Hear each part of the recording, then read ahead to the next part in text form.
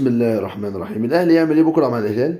ثلاث حاجات: ينزل ضاغط من اول دقيقه، لازم يسجل في اول ربع ساعه. والحاجه الثالثه ان هو يبتدي يسدد على المرمى كتير، يضغط ويبقى شرس قوي على مرمى الهلال، لان الهلال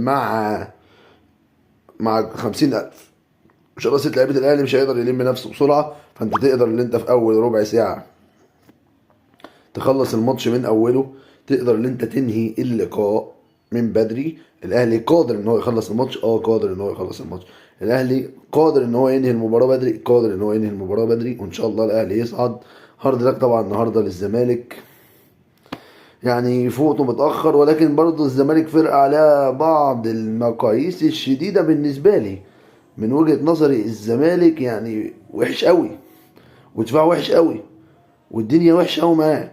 فان شاء الله الزمالك يقدر يفوز، وباذن الله الاهلي يقدر يفوز ويشرف مصر ويصعد باذن الله.